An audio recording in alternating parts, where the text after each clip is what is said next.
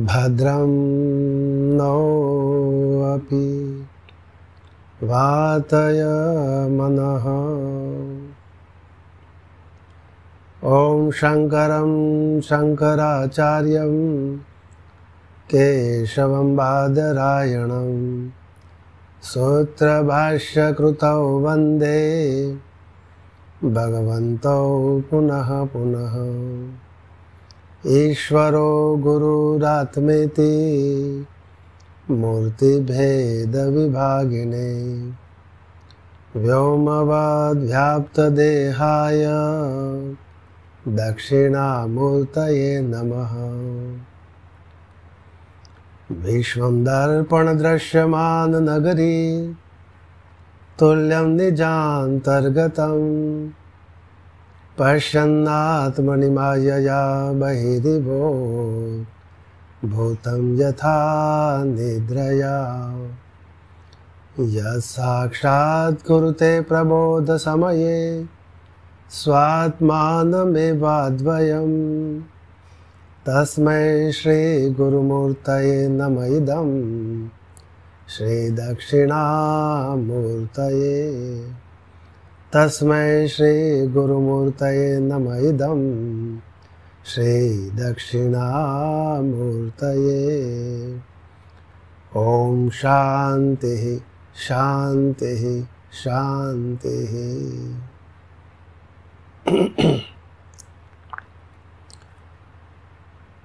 भगवान गौड़पादाचार्य जी के द्वारा रचित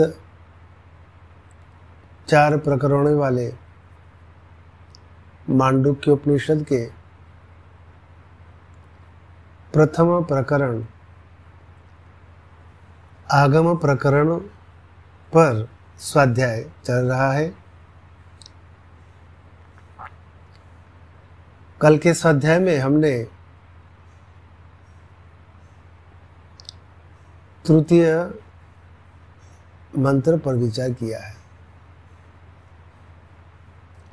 पूर्व के स्वाध्याय में इस आगम प्रकरण के प्रथम और द्वितीय मंत्र पर स्वाध्याय किया था और कल हमने तृतीय मंत्र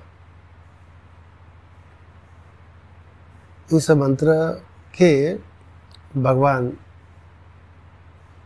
आद्य गुरु शंकराचार्य जी के द्वारा किए गए भाष्य, इस भाष्य के शेष भाग तक हमने कल स्वाध्याय किया। आद्य गुरु शंकराचार्य जी ने इस तीसरे मंत्र के भाष्य में जो शंका बताई है और उसका समाधान अपने भाष्य के द्वारा किया है, उस पर आज हम स्वाध्याय करने जा रहे हैं। सबसे पहले 3 मंत्रों के पाठ करेंगे, तत्पश्चात स्वाध्याय का प्रारंभ करेंगे।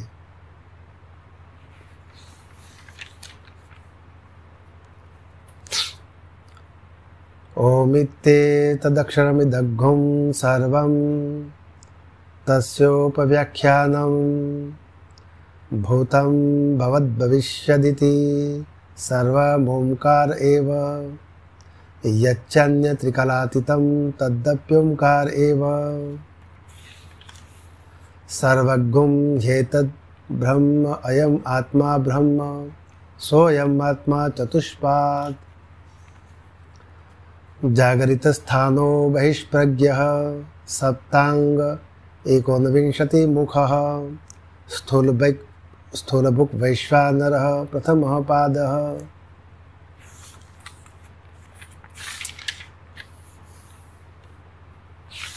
भगवान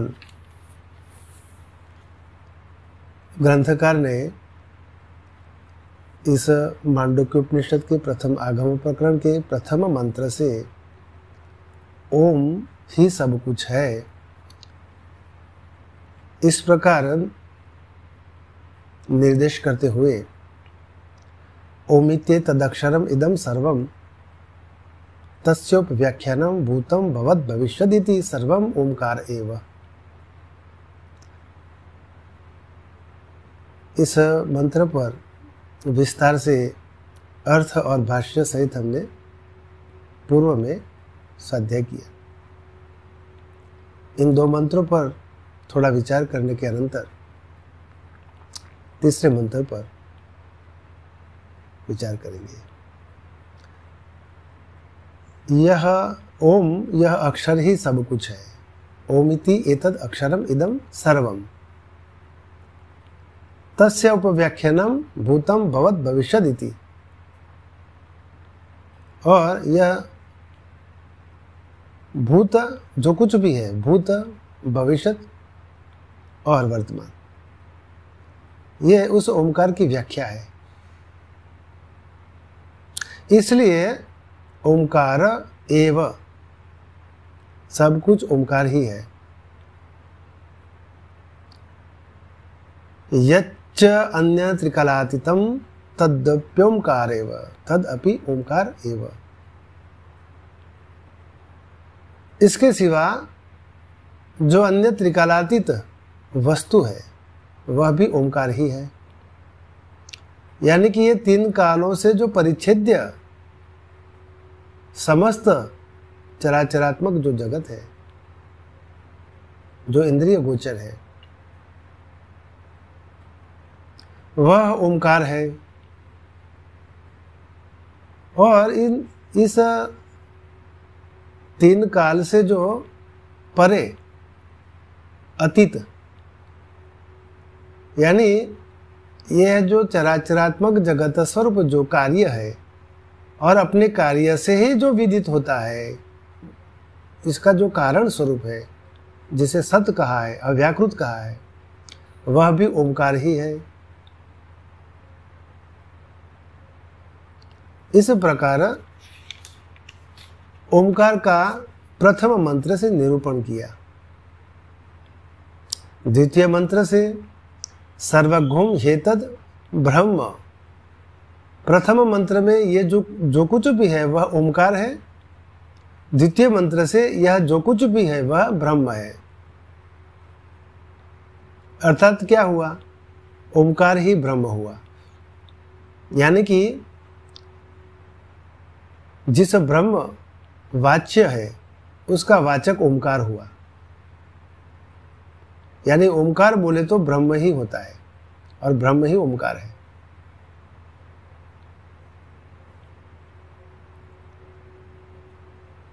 इस प्रकार जो परोक्ष स्वरूप से ओम अर्थात तो ब्रह्म, इसका निरूपण किया भगवान ग्रंथकार ने, वही ब्रह्म और ओम,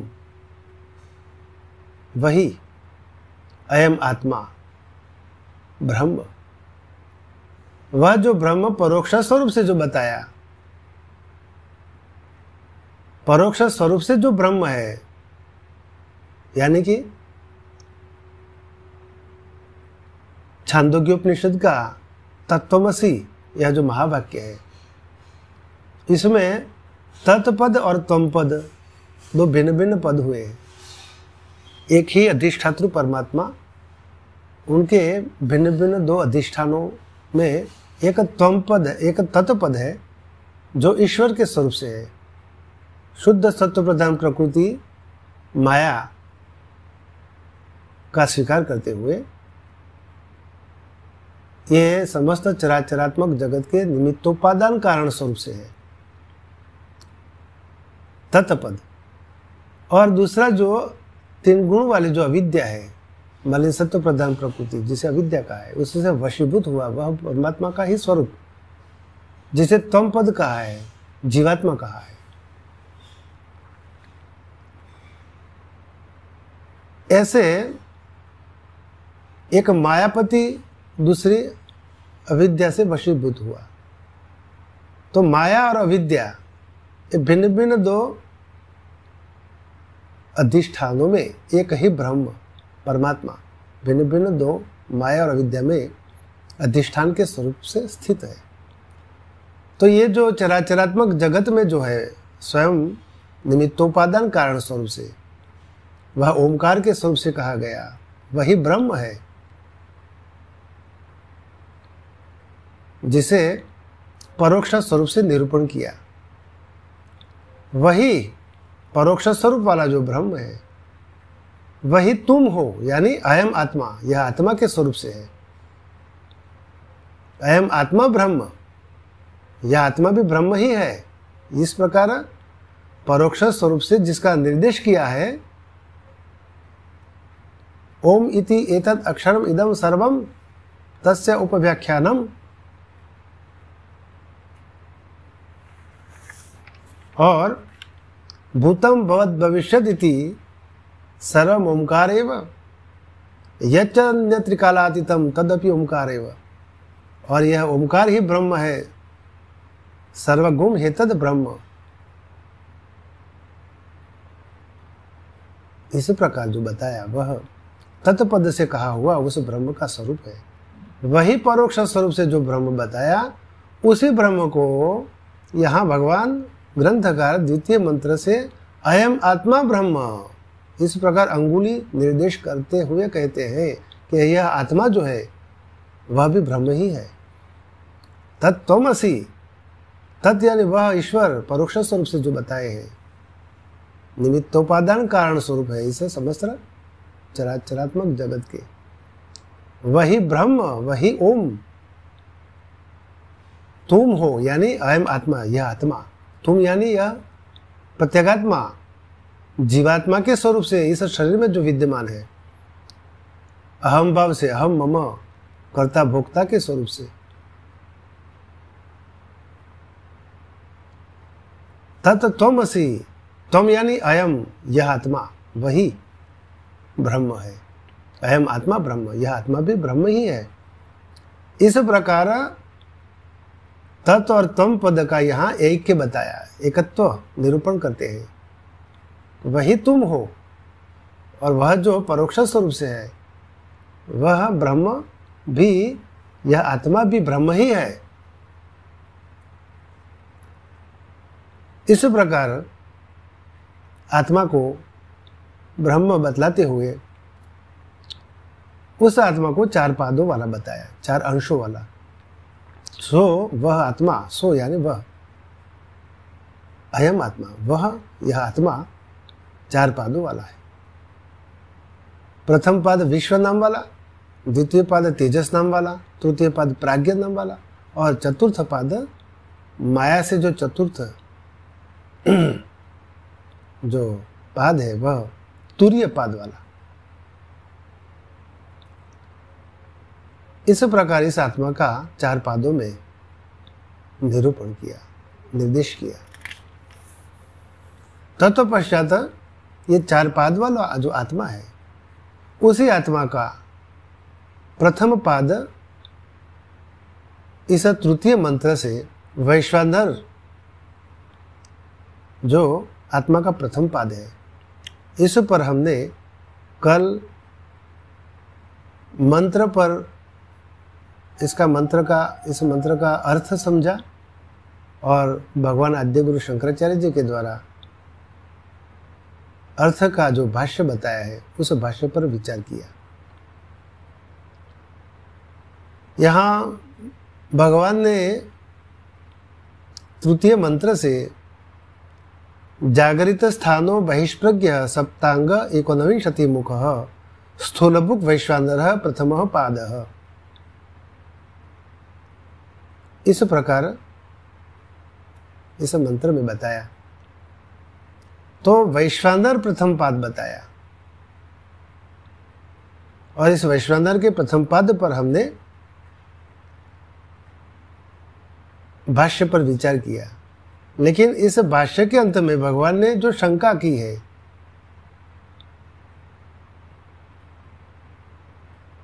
उस शंका और उसका समाधान पर हम विचार करने वाले हैं। तो थोड़ा भाष्य पर भी हम विचार कर लेते हैं। प्रथम कल जो भाष्य किया था उस पर थोड़ा विचार करके तथा पश्चात शंका और समाधान पर अध्याय करेंगे। जागृत स्थानों, जागृत अवस्था जिसका स्थान है। बहिष्प्रज्ञ, बाहर के विषयों को प्रकाशित करने वाला होने से वह बहिष्प्रज्ञ है। सप्तांग, 7 अंगों वाला। एकोनविंशति मुख, 19 मुख वाला। और स्थूल बुक, स्थूल विषयों का भोक्ता। कौन? तो वैश्वानरः प्रथमः पादः। वैश्वानर प्रथम पाद, वह वैश्वानर प्रथम पाद है उस आत्मा का।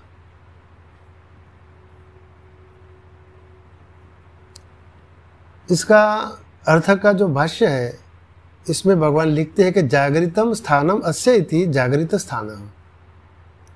जागृत अवस्था जिसका स्थान है उसे जागृत स्थान कहते हैं। बहिष्प्रज्ञ, बहिष्प्रज्ञ यानी स्वात्मा व्यतिरिक्त विषय प्रज्ञा यस्य स बहिष्प्रज्ञो। स्वात्मा व्यतिरिक्त, स्वयं से व्यतिरिक्त यानी स्वयं से भिन्न विषय, विषयों में जिसकी प्रज्ञा है, जिसकी बुद्धि है, उसे बहिष्प्रज्ञ कहते हैं। स्वयं से भिन्न विषय में, यानी आगे लिखते हैं कि बहि विषय व प्रज्ञा विद्या कृता भासत इत्यर्थः। बहि विषय व प्रज्ञा अविद्याकृत अवभासत इत्यर्थः। अर्थात जिसकी अविद्याकृत बुद्धि बाहर के विषयों से संबद्ध सी भासती है, बाहर के विषयों से संबद्ध सी भासती है।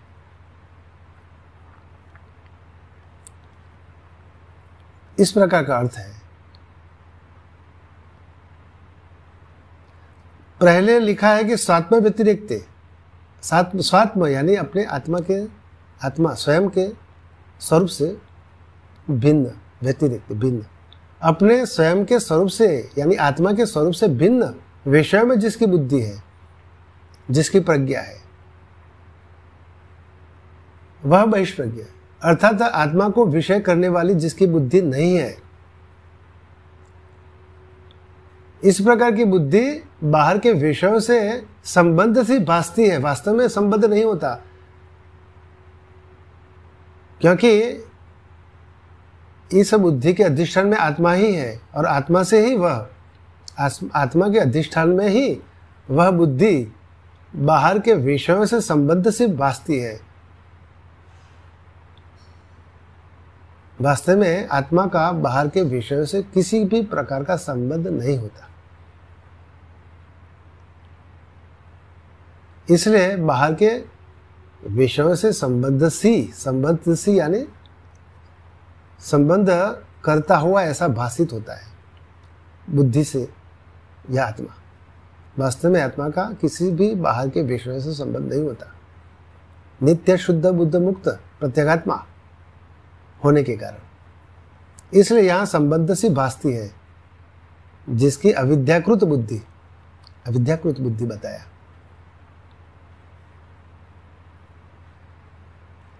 अविद्याकृत बुद्धि यानी काम कर्म से दूषित हुई बुद्धि, आत्मा को ही विषय करने वाली बुद्धि नहीं, इस प्रकार की बुद्धि, उसे बहिष्प्रज्ञ कहा है। तथा सप्तांगान यस्य, और जिसके 7 अंग है। यह जो छांदोग्य उपनिषद के 5वें अध्याय के 18वें खंड के 2 मंत्र में यह पूर्ण, जो संपूर्ण श्लोक बताया, जो श्रुति वाक्य बताया, श्रुति वचन है, उसमें बताया है तस्य हवा एतस्य आत्मनो वैश्वानरस्य मूर्धैव सुतेजा। इस उस वैश्वानर आत्मा का मूर्धा एव सुतेजा, सुतेजा यानी द्युलोक। तो द्युलोक ही जिसका सिर है। यह वैश्वानर आत्मा के अंगों का वर्णन करते हैं यहाँ, वैश्वानर आत्मा का, प्रत्यगात्मा के नहीं। ये जो प्रत्यगात्मा के स्वरूप से 4 पादों का जिसका प्रसंग था, उसकी जगह, उसके स्थान पर यहाँ वैश्वानर आत्मा का निरूपण करते हैं। और ये क्यों करते हैं, इस पर शंका और समाधान भगवान ने बताया, उस पर तो विचार करेंगे हम। लेकिन यहाँ जो वैश्वानर आत्मा है, विराट के स्वरूप से है।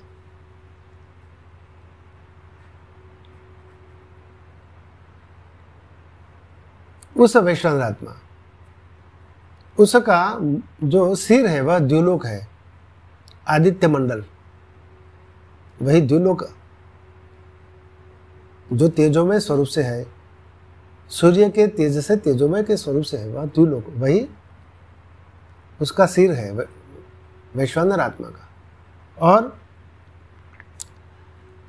चक्षुर विश्वरूप, विश्वरूप यानी सूर्य, आदित्य, यह आदित्य उस वैश्वानर आत्मा का चक्षु है। प्राण पृथक वर्तमात्मा, पृथक वर्तमात्मा यानी जो वायु है, विराट वायु, वही उस वैश्वानर आत्मा का प्राण है। संदेहो बहुलो, द्युलोक से लेकर पृथ्वी पर्यंत मध्य जो आकाश है, वही उसका संदेहो यानी शरीर है। बहुलो यानी आकाश, वही उसका शरीर है, देह है। बस्तिरेव रही, अन्न का कारण स्वरूप जो जल है, रही, वही बस्ती है। बस्ती यानी मूत्र स्थान, ये जल ही वह उसका मूत्र स्थान है। और पृथ्वीव पादौ, यह पृथ्वी ही उस वैश्वानर आत्मा के चरण है। और इति अग्निहोत्र कल्पना शेषत्वेन आहवनीयो अग्निरस्य मुखत्वेन उक्त। और ये जो आहवनीय अग्नि है, अग्निहोत्र, इसी मंत्र में अग्निहोत्र कल्पना की गई है, इसी मंत्र में ही। और उस अग्निहोत्र कल्पना में जो वैश्वानर आत्मा का जो मुख है, वह आहवनीय अग्नि को उस वैश्वानर आत्मा का मुख कहा है।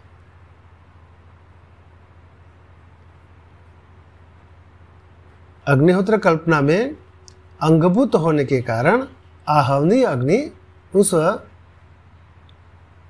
वैश्वानर आत्मा का मुख है, मुख रूप से बताया है।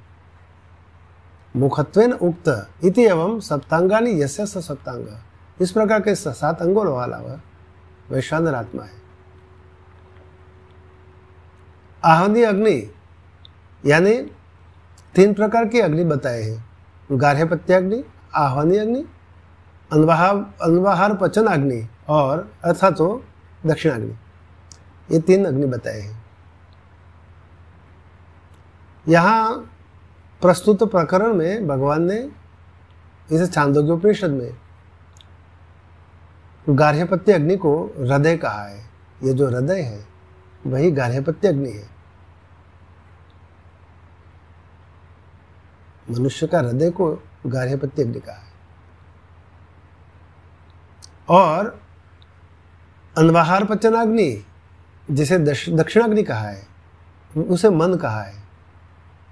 मन को ही दक्षिणाग्नि कहा है, क्योंकि यह गार्हपत्य अग्नि से ही अन्वाहार पचन अग्नि उत्पन्न होता है। अर्थात गार्हपत्य अग्नि स्वरूप हृदय, उस हृदय से ही मन की उत्पत्ति बताई गई है। उत्पन्न सा होता है ऐसा, वह हृदय से ही उत्पन्न सा होकर ही गमन करके वापस अपने हृदय में ही स्थित हो जाता है। इस प्रकार का गार्हपत्य अग्नि हृदय और अन्वहार पचन अग्नि दक्षिणाग्नि को मन को कहा है।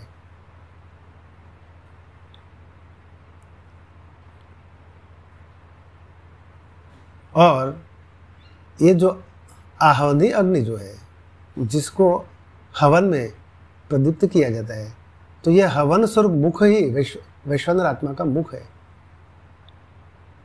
उस आहवनी अग्नि के द्वारा ही वह अन्न को ग्रहण करता है, भक्षण करता है।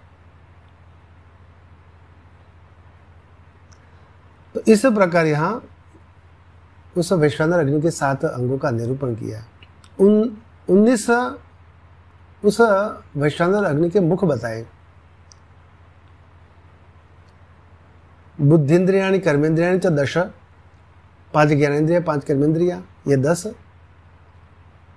वायवश्च प्राणादय 5, प्राण आदि 5 वायु जो है वह इस प्रकार के 5 प्राण। बुद्धि अहंकार चित्तम इति मुखान इव मुखानि, मन बुद्धि चित्त और अहंकार अंतःकरण के स्वरूप से है। वे 4, ये 15 और 4 ये 19। मुखान इव यानी मुख के समान, मुखानी मुख है। तानी उपलब्धि द्वाराणी इत्यर्थ, उनके उपलब्धि के द्वार होने से वे मुख के समान मुख है। इसी का ऐसा अर्थ है। स एवं विशिष्टो वैश्वानरो यथोक्ते द्वारे है।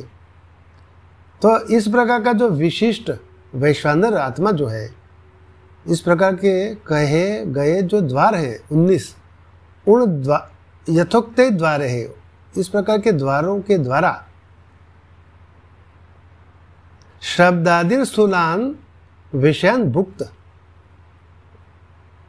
ऐसे जो उपलब्धि के द्वार है ये 19 उस वैश्वानर के, किस प्रकार की उपलब्धि के, किसके उपलब्धि के द्वार? तो विषयों के, शब्दादि विषय, शब्द स्पर्श रूप रस और गंध, ये जो स्थूल विषय है उनके उपलब्धि के द्वार ये 19 है।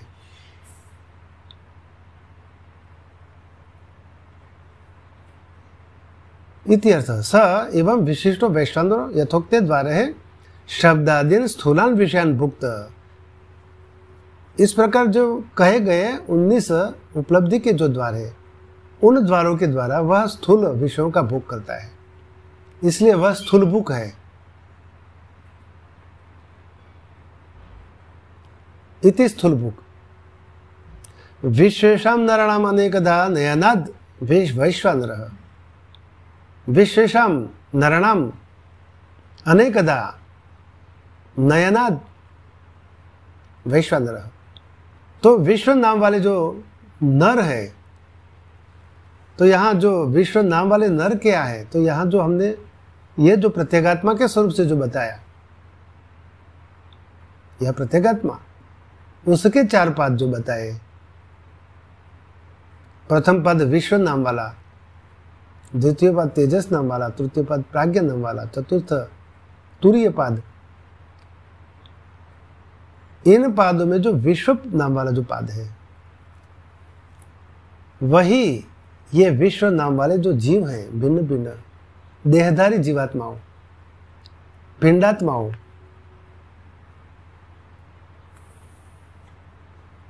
उनका विशेषम नरणाम अनेकदा नयनाद, उनका अपने भिन्न भिन्न प्रकृति के अनुसार जो किए जाने वाले जो कर्म है, उन कर्म के फलस्वरूप वह एक योनि से दूसरी योनि में वह वहन करता है, गमन कराता है, नयन करता है। इसी के कारण वह वैश्वानर है।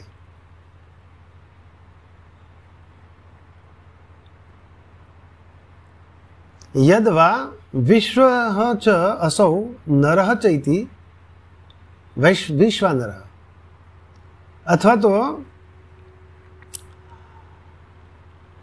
वह विश्व, समस्त विश्व जो है नररूप है।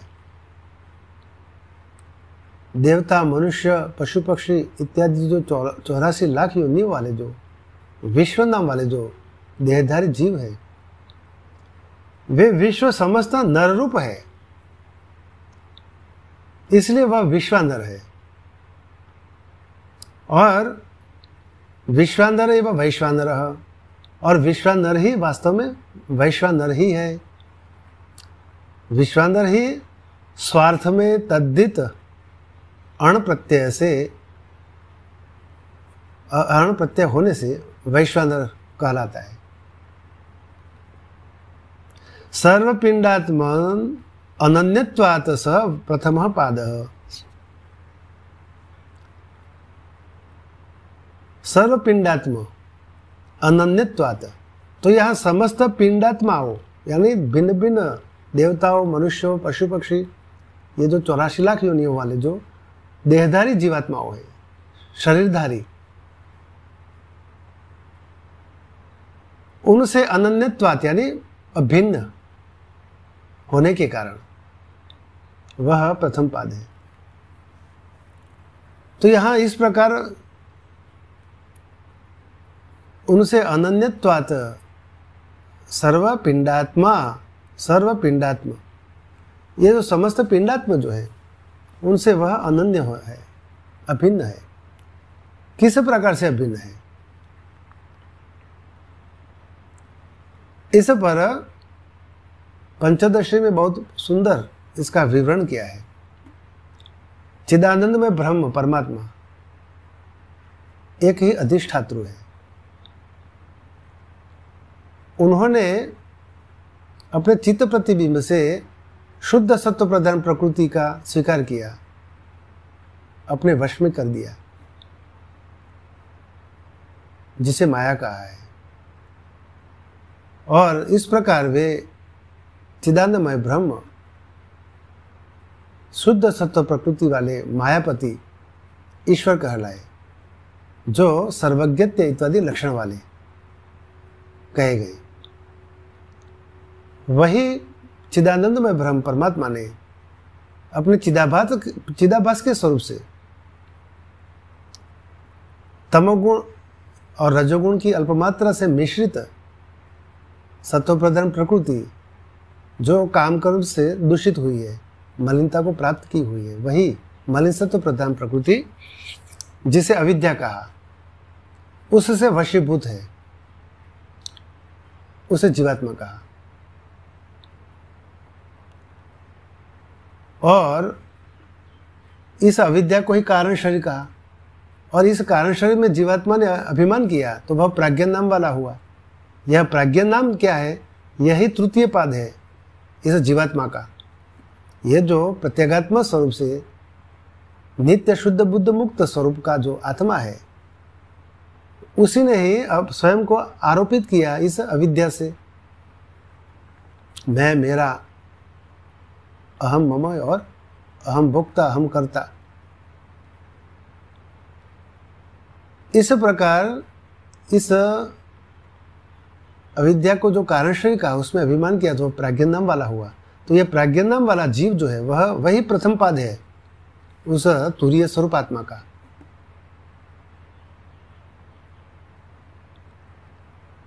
कारण शरीर, इस कारण शरीर में भगवान परमात्मा जो ईश्वर मायापति जो है, वे इस प्राज्ञान वाले जीव का दृष्टा है, यानी कि शासक। इस जीव को वे जानते हैं। और ये प्राज्ञान वाला जीव एक ही है, लेकिन उस जीव के भोग करने के लिए प्रकृति ने ईश्वर की आज्ञा से अपने तमोगुण से सूक्ष्म पंचमहाभूत उत्पन्न किए, और उन सूक्ष्म पंचमहाभूत में से प्रत्येक के सत्वांश से 5 ज्ञानेंद्रिय उत्पन्न हुई, सम्मिलित सत्वांश से अंतःकरण उत्पन्न हुआ, अंतःकरण वृत्ति भेद से संकल्प विकलात्मक वृत्ति वाला अंतःकरण, उसे मन कहा, और निश्चयात्मक वृत्ति वाला बुद्धि कहा। और मन में ही चित्त का अंतर्भाव बताया और बुद्धि में ही अहंकार का अंतर्भाव बताया। और ये जो पंचमहाभूत सूक्ष्म स्वरूप से जो उत्पन्न हुए, उनके प्रत्येक के रजोगुण के अंश से 5 कर्मेंद्रियां उत्पन्न हुई और सम्मिलित रजोंश से प्राण उत्पन्न हुआ, और प्राण वृत्ति भेद से 5 प्रकार का हुआ, प्राण, अपान, व्यान, उदान और समान। इस प्रकार ये सूक्ष्म लिंग शरीर कहा गया। इस 17 का जो समुच्चय हुआ, 5 ज्ञानेंद्रिय, 5 कर्मेंद्रिय, 5 प्राण, मन और बुद्धि, इन सभी का समुच्चय होने से वह सूक्ष्म लिंग शरीर कहा गया। तो ये लिंग शरीर में उस जीवात्मा जो है वह प्राज्ञान वाला, इस लिंग शरीर में अपने 3 गुण वाली प्रकृति जो है, उस प्रकृति के न्यूनाधिकता के कारण भिन्न भिन्न प्रकृति, भिन्न भिन्न गुणों को ग्रहण करते हुए वह 84 लाख योनियों वाला हुआ इस लिंग शरीर में।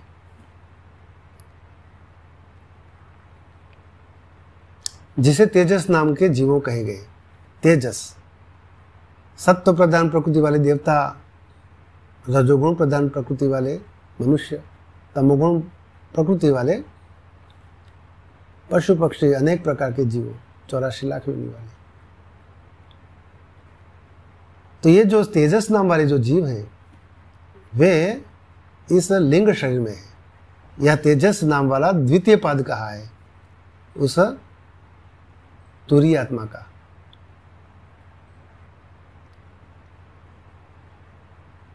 और इस तेजस नाम वाले जीवों में, यानी कि इस लिंग शरीर में ईश्वर ने अभिमान किया, तो वे हिरण्यगर्भ आत्मा के नाम से कहे गए। और ये जो हिरण्यगर्भ आत्मा है, वह आत्मा ही समस्त तेजसों में अंतर्यामी के स्वरूप से व्यापक है, व्याप्त है। यानी समस्त तेजसों इस हिरण्यगर्भ आत्मा में ही स्थित है, अव्याकृत अवस्था में, सूक्ष्म अवस्था में।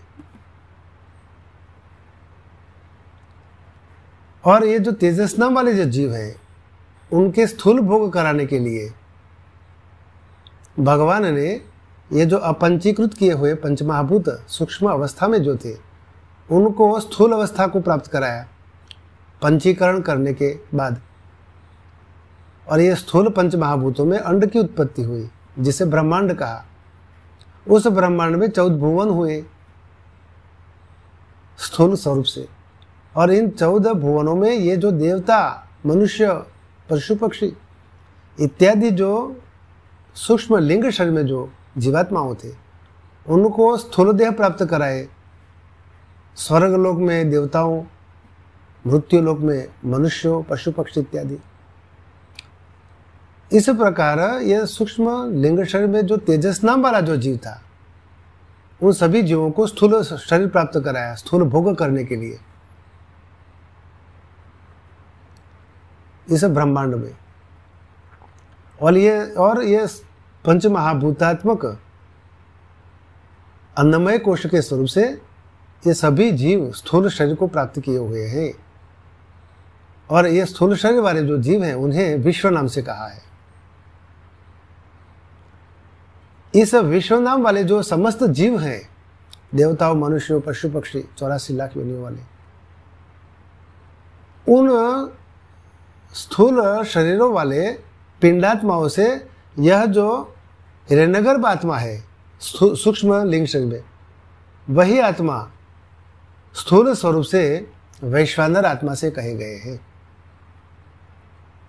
जो कि इन सभी पिंड आत्मा जो है स्थूल देह वाले, शरीर वाले, ये सभी जीव, उनसे यह अभिन्न है वैश्वानर आत्मा, जो ईश्वर के स्वरूप से ही है। और ये वैश्वानर आत्मा इन सभी प्रथम पाद वाले विश्व नाम वाले जो जीव हैं, ये विश्व नाम वाले जीव प्रथम पाद कहा गया उस तुरीय आत्मा का। ये जो स्थूल शरीर वाले जो जीव हैं और जागृत अवस्था वाले ये जीव हैं, और इनका जो बाहर के विषयों में ही जिसका प्राज्ञ यानी प्रज्ञा है, जिसकी बुद्धि है, ऐसे समस्त देहधारियों पिंडात्माओं, उनसे यह वैश्वानर आत्मा अभिन्न है, क्योंकि इन सभी में वह व्याप्त है, सभी में वह व्याप्त है। किस प्रकार से? इस प्रकार से कि भगवान श्री कृष्ण ने श्रीमद् भगवद गीता में जो कहा है, अहम वैश्वानरो भूत्वा प्राणिनाम देहमाश्रितः प्राणापान समायुक्तः पचाम्यन्नम चतुर्विधम। इस प्रकार मैं ही समस्त ये जो विश्वनाम वाले जो जीव हैं उसमें मैं स्थित हूं, और उनके खाए हुए 4 प्रकार के अन्नों को मैं ही पचाता हूं वैश्वानर के स्वरूप से। जठराग्नि में जो वैश्वानर अग्नि है वही परमात्मा ही वैश्वानर के स्वरूप से ही समस्त जीवों के खाए हुए 4 प्रकार के अन्नों को पचाते हैं। इस प्रकार वे वैश्वानर आत्मा इन सभी जीवात्माओं में अभिन्न है।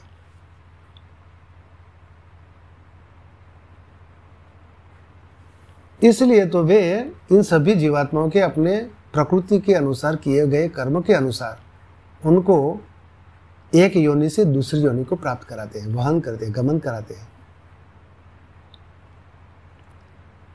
इस प्रकार यह प्रथम पाद है।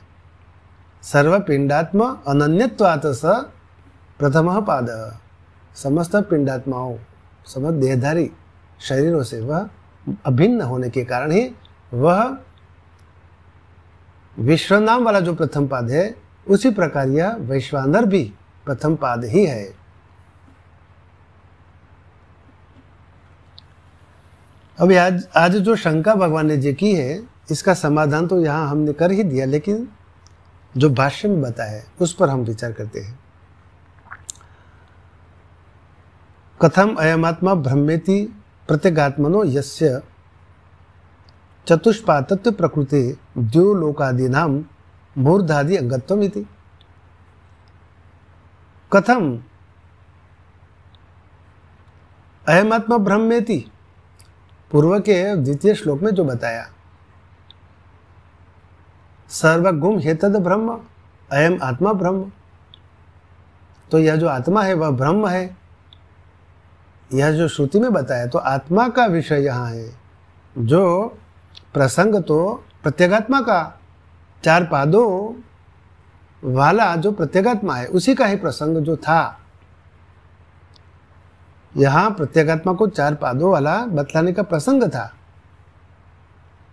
उसमें कथम द्युलोकादीनाम मूर्धा आदि अंगत्वमिति, इसमें द्युलोकादि को उसके मूर्धा आदि के अंग के स्वरूप से कैसे बतलाने लगे।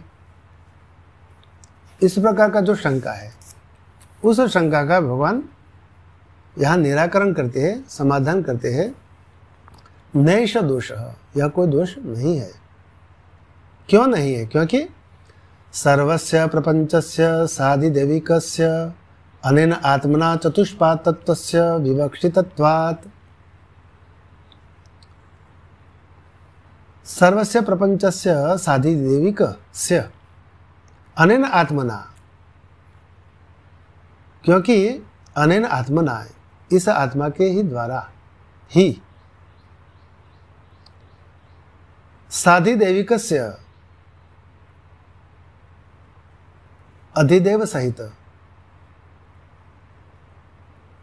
सर्वस्य प्रपंचस्य, संपूर्ण प्रपंच के चतुष्पातत्व का विवक्षितत्वात् चतुष्पातत्व का प्रतिपादन करना इष्ट है।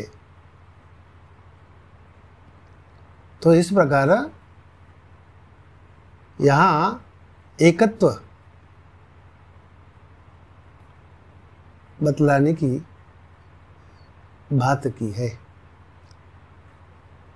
आत्मा के द्वारा यहाँ तत्त्वमसि, इसमें तत् और त्वम इन दोनों की एकता का निरूपण करने का प्रयत्न किया गया है।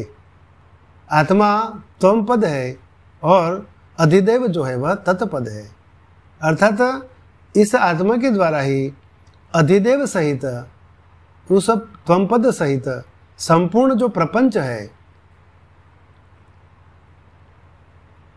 उस प्रपंच के चतुष्पातत्व का प्रतिपादन करना इष्ट ही है। एवं च सति सर्व प्रपंचोपशमे अद्वैत सिद्धि ही, ऐसा होने पर ही सर्व प्रपंचोपशमे समस्त प्रपंचों की निषेध पूर्वक, सर्व प्रपंचों का निषेध पूर्वक अद्वैत सिद्धि ही, अद्वैत की सिद्धि हो सकेगी। तो यहाँ अद्वैत की सिद्धि बताई गई, बताने का प्रयोजन है। अद्वैत की सिद्धि यानी एक अद्वितीय परमात्मा तत्त्वमसि, तत् और त्वम ये दोनों का जब निराकरण हो जाता है, एक दूसरे से विरोधांश का निराकरण करने के अनंतर जो असी के स्वरूप में है, जो है इस प्रकार का जो है शेष जो रहता है वही अद्वैत परब्रह्म परमात्मा, उसी की सिद्धि हो सकेगी। इस प्रकार के होने पर ही प्रपंच के निषेध पूर्वक अद्वैत की सिद्धि हो सकेगी। सर्वभूतस्थश्च आत्मैको दृष्टः स्यात् सर्वभूतानि चात्मनि। तो यहाँ समस्त भूतों में स्थित एक आत्मा और आत्मा में संपूर्ण भूतों का साक्षात्कार हो सकेगा। अद्वैत होने पर, जब अद्वैत की सिद्धि होगी तब सर्वभूतस्थः च आत्म एको दृष्टः स्यात् सर्वभूतानि च आत्मनि। अद्वैत होने पर ही समस्त भूतों में स्थित एक आत्मा, सर्वभूतस्थ सर्वभूतों में स्थित, च एक आत्मा, आत्म एको एक आत्मा, दृष्टः स्यात् सर्वभूतानि च आत्मनि, और आत्मा में संपूर्ण भूतों का, सर्वभूतानि च आत्मनि समस्त भूतों का आत्मा में साक्षात्कार हो सकेगा। दृष्टः स्यात् साक्षात्कार हो सकेगा।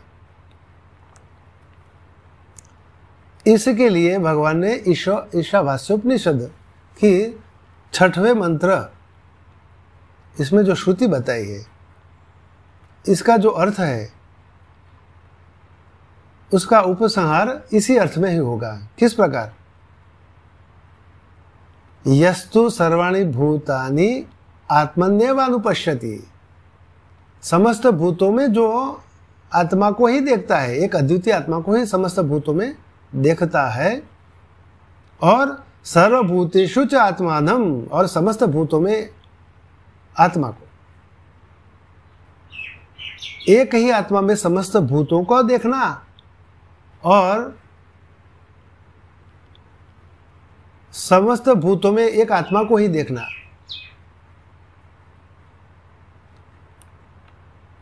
इत्यादि जो श्रुतियों जो बताई है उसका इसी अर्थ में उसका उपसंहार हो सकेगा।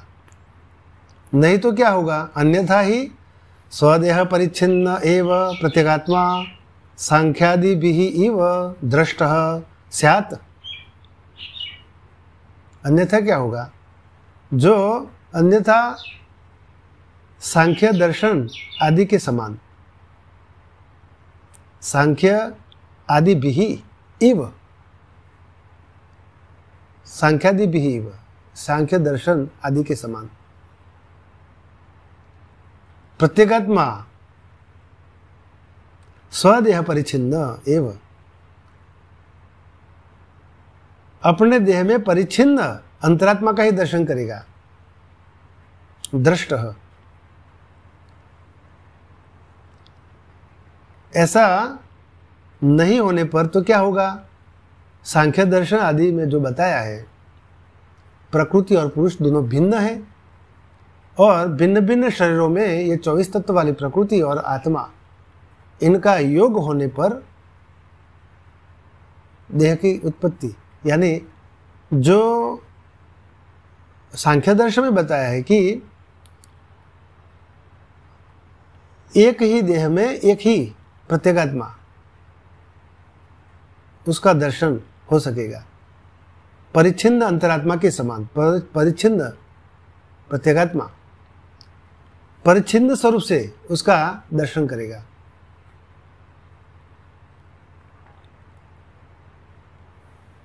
इस प्रकार परिच्छिन्न यानी एक अद्वितीय अनंत जो आत्मा है, परब्रह्म परमात्मा का जो स्वरूप है, उसी को परिच्छेद अवस्था में इस शरीर में उसका दर्शन करना।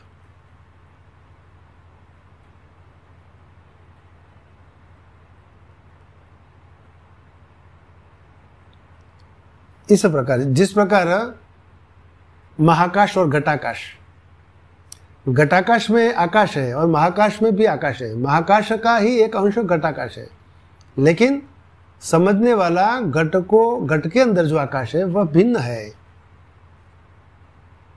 और वह घट में ही आकाश को देखेगा, महाकाश का दर्शन नहीं होगा उसे। उसी प्रकार यह जो सांख्य दर्शन इस प्रकार का है, परिच्छिन्न आत्मा का ही दर्शन करेगा। और ऐसा होने पर, ऐसा जब होएगा तब क्या होगा? तथा च सत्य द्वैतम इति श्रुति कृतो विशेषो न स्यात्,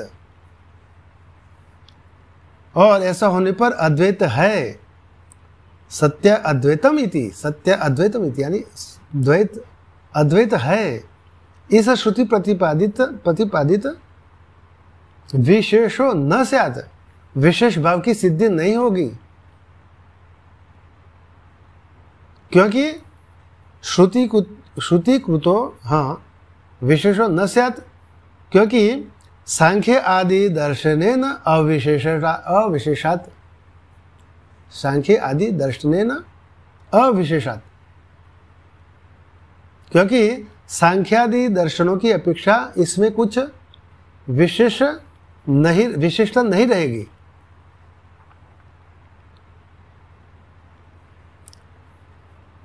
आगे भगवान लिखते हैं, ईष्यते च सर्वोपनिषदाम, ईष्यते च सर्वोपनिषदाम सर्वात्मैक्य प्रतिपादकत्वम, परंतु संपूर्ण उपनिषदों को संपूर्ण उपनिषदों को सर्व आत्मैक्य प्रतिपादकत्वम, आत्मा के एकत्व का प्रतिपादन तो इष्ट ही है। समस्त उपनिषदों जो उनका जो सार है वह आत्मा का एकत्व प्रतिपादन करना ही उनके लिए इष्ट ही है। इसलिए अतः युक्तम एवं अस्य आध्यात्मिकस्य पिंडात्मनो द्युलोक आदि अंगत्वेन विराट आत्मन अधिदैविकेन एकत्वम अभिप्रेत्य सप्तांगत्व वचनम। इसलिए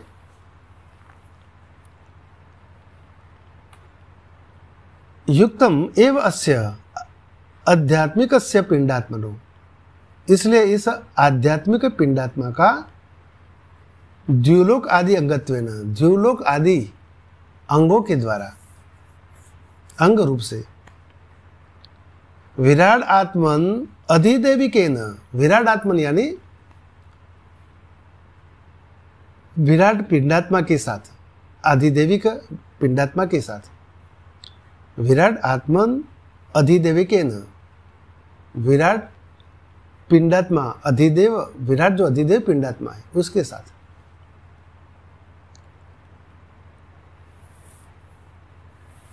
एकत्व, एकत्व अभिप्रेत्य, एकत्व प्रतिपादन करने के अभिप्राय से, अभिप्रेत्य, एकत्व अभिप्रेत्य यानी एकत्व करने के अभिप्राय से, सप्तांगत्व वचनम, उसका सात अंगत्व, सप्तांगत्व प्रतिपादन उचित ही है। इसलिए इस आध्यात्मिक पिंडात्मा का द्युलोक आदि के अंगरूप से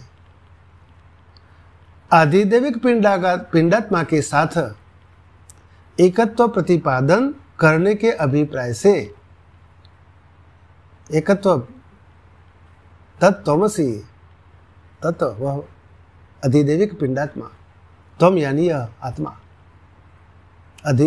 अध्यात्म, अध्यात्म आत्मा, अध्यात्म और अधिदैव तत्वम, इन दोनों की एकत्व प्रतिपादन करने के अभिप्राय से उसका सप्तांगत्व प्रतिपादन करना उचित ही है। इसके सिवा अब यहाँ जो ऐसा नहीं करेंगे, इस प्रकार की जो एकत्व प्रतिपादन करने का प्रयत्न नहीं करेंगे, तो क्या होगा? तो इसमें आत्मा की व्यस्तोपासना हो जाएगी, व्यस्त उपासना हो जाएगी। भिन्न भिन्न श्रद्धाधारी अपने अपने आत्मा का ही उपासना करेंगे, और ये जो इस प्रकार की जो उपासना करने वालों की निंदा की गई है।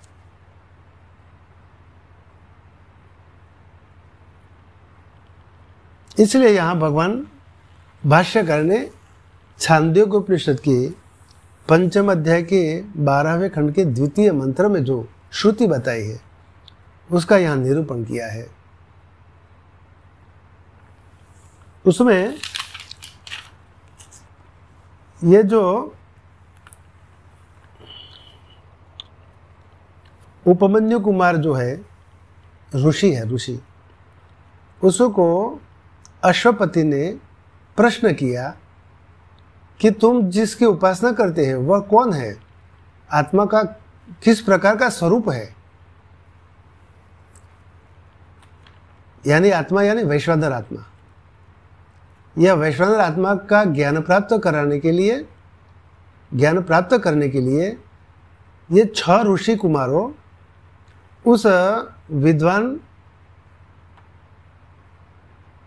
कैकेय कुमार अश्वपति के पास जाते हैं। अश्वपति, और उस अश्वपति को इस वैश्वानर आत्मा का ज्ञान था, इसलिए उसने प्रथम उस उपमन्यु कुमार को अपने पास बुलाकर पूछा कि तुम उस वैश्वानर आत्मा के अथवा तो उस ब्रह्म का किस प्रकार से उपासना करते हो। तो उसने कहा, मैं उस वैश्वानर आत्मा के मूर्धा के स्वरूप से उसकी उपासना करता हूँ, अर्थात उसकी उपासना मैं द्युलोक के स्वरूप से करता हूँ। इसलिए उसने कहा कि यह गलत है, इस प्रकार उसकी उपासना नहीं करनी चाहिए, क्योंकि यह जो वैश्वानर आत्मा है वह वैश्वानर आत्मा के 7 अंग इस प्रकार के हैं, और उसकी इस प्रकार के 7 अंगों वाला संपूर्ण वैश्वानर के स्वरूप से ही उसकी उपासना करनी चाहिए। तूने जो उसकी उपासना सिर के स्वरूप में की है, द्युलोक उस वैश्वानर आत्मा का सिर है, इसलिए तूने उसकी आत्मा की व्यस्त के स्वरूप से उसकी उपासना की है, एक ही अंग के स्वरूप से उपासना की है। इसलिए अच्छा हुआ कि तू मेरे पास आया और मैंने तुझे वैश्वानर आत्मा के संपूर्ण स्वरूप का ज्ञान तुझे बताया, अन्यथा तेरा सिर गिर जाता। इस प्रकार उसने बताया। तो इसलिए यहाँ आत्मा की व्यस्तोपासना के निंदक के स्वरूप में यहाँ इस श्रुति के द्वारा बताया है, मूर्धाते व्यपतिष्ठत, तेरा सिर गिर जाता, ये जो है ये भी आत्मा की व्यस्त उपासना के निंदक इस प्रकार कहते हैं कि अन्यथा तेरा सिर गिर जाता। ऐसा उस वैश्वानर आत्मा के सिर के स्वरूप में, अर्थात तो तू जो द्युलोक के स्वरूप में जो उसकी उपासना करता है, इस प्रकार उपासना नहीं करनी चाहिए। ऐसा उसके इस वाक्य भी इसमें हेतु है। आगे भगवान भाष्यकार लिखते हैं, वैराजे एकत्वम उपलक्षणार्थम हिरण्यगर्भ अव्याकृत आत्मनो हो। वैराजे एकत्वम, जहां जो विराट के साथ एकत्व प्रतिपादन किया है, वैराजे एकत्वम, वह हिरण्यगर्भ अव्याकृत आत्मनो हो उपलक्षणार्थम, जहां विराट के साथ एकत्व प्रतिपादन किया है, वह हिरण्यगर्भ और अव्याकृत के एकत्व को उपलक्षित कराने के लिए है। हिरण्यगर्भ और अव्याकृत, उनका ही एकत्व उपलक्षित कराने के लिए ही यह विराट के साथ, वैश्वानर के स्वरूप के साथ एकत्व प्रतिपादन किया है।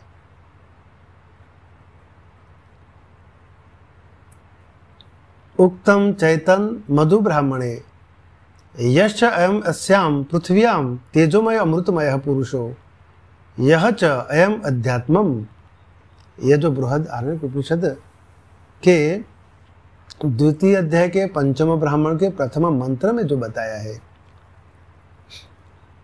उसमें भी इस प्रकार निरूपण किया है। यह मंत्र इस प्रकार है, इयं पृथ्वी सर्वेषां भूतानां मध्वस्य पृथिव्यै सर्वाणि भूतानि मधु यश्चायमस्यां पृथिव्यां तेजोमयो अमृतमयः पुरुषो यश्चायमध्यात्मं शारीरस्तेजोमयो अमृतमयः पुरुषो अयम एव स यो अयम आत्मा इदम अमृतम इदम ब्रह्म इदम सर्वम। तो यहाँ ये जो वैश्वानर आत्मा है, जिसका चरण जो पृथ्वी है, पृथ्वी जिसका चरण है, और यह जो अध्यात्म पुरुष है, वैश्वानर आत्मा यानी अधिदेव आत्मा, वैश्वानर आत्मा, और जो यह जो विश्व नामना वाला आत्मा है, विश्व नाम वाला आत्मा स्थूल स्वरूप से है, अध्यात्म शरीर, इन दोनों में जो आत्मा है वह एक ही है। उसकी एकता बतलाने के लिए ही यहाँ भगवान ने निर्देश किया है। इस पृथ्वी में जो यह तेजोमय अमृतमय पुरुष है, यश्च अयम अस्याम पृथिव्याम तेजोमय अमृतमय पुरुषो, इस पृथ्वी में जो यह तेजोमय अमृतमय पुरुष है, और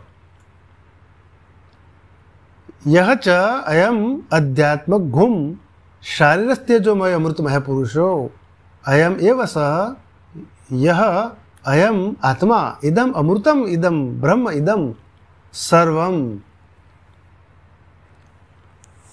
इस पृथ्वी में यह पृथ्वी जो वैश्वानर आत्मा का चरण स्वरूप से बताई गई है, उसी पृथ्वी में यह जो तेजोमय अमृतमय जो पुरुष है, तेजोमय अमृतमय पुरुष है, और यह जो अध्यात्म शरीर है, उसमें जो तेजोमय अमृतमय पुरुष है,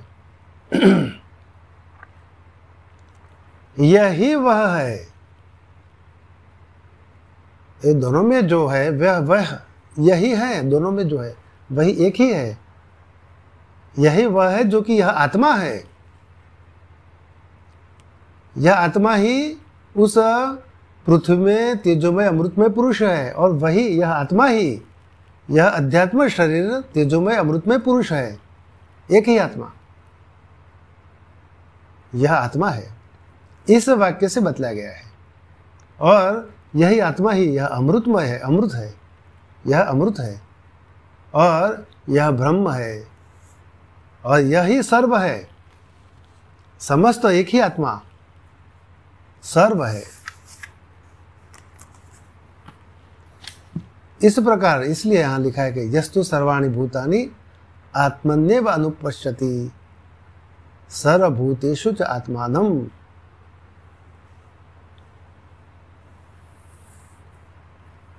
तो इत्यादि श्रुतियों में भी वे दोनों एक है, ऐसा बताया। आगे भगवान लिखते हैं, सुषुप्ता व्याकृतयो स्वेकत्वं सिद्धमेव निर्विशेषत्वात्। सुषुप्त अव्याकृतयोः तु एकत्वं सिद्धम एव। सुषुप्त यानी सोते हुए पुरुष, सोता हुआ, सोए हुए पुरुष सुषुप्ता, अव्याकृतयोः और अव्याकृत दोनों, सोए हुए पुरुष और अव्याकृत इन दोनों का एकत्व, एकत्वम सिद्धम एव निर्विशेषत्वात्। सोए हुए पुरुष और अव्याकृत का एकत्व तो सिद्ध ही है। क्यों? क्योंकि इन दोनों में कोई विशेषता न रहने के कारण, इन दोनों में कोई विशेषता नहीं है, निर्विशेषत्वात्। एवं च सत्य एतत् सिद्धम भविष्यति सर्वद्वैत उपशमे च अद्वैतम इति। ऐसा होने पर ही यह सिद्ध होगा। एवं च सत्य एतत् सिद्धम, ऐसा होने पर ही यह सिद्ध होगा कि भविष्यति इति सर्व द्वैत, समस्त द्वैत, संपूर्ण द्वैत, उसकी उपशमे निवृत्ति होने पर ही च अद्वैतम इति, अद्वैत ही है। ऐसा होने पर ही यह सिद्ध होगा कि संपूर्ण द्वैत की निवृत्ति होने पर ही अद्वैत है, होने पर अद्वैत ही है। इस प्रकार यह जो भगवान भाष्यकार ने जो अपने भाष्य में शंका और समाधान इस प्रकार बताया अपने भाष्य में, तो यहाँ तृतीय मंत्र पूरा होता है। चतुर्थ मंत्र इस पर कल हम विचार करेंगे। आत्मा का द्वितीय पाद तेजस। हरिओम। ओम पूर्णमदः पूर्णमिदं पूर्णात् पूर्णमुदच्यते पूर्णस्य पूर्णमादाय पूर्णमेवावशिष्यते। ओम शांति शांति शांति। ओम ब्रह्मार्पणमस्तु।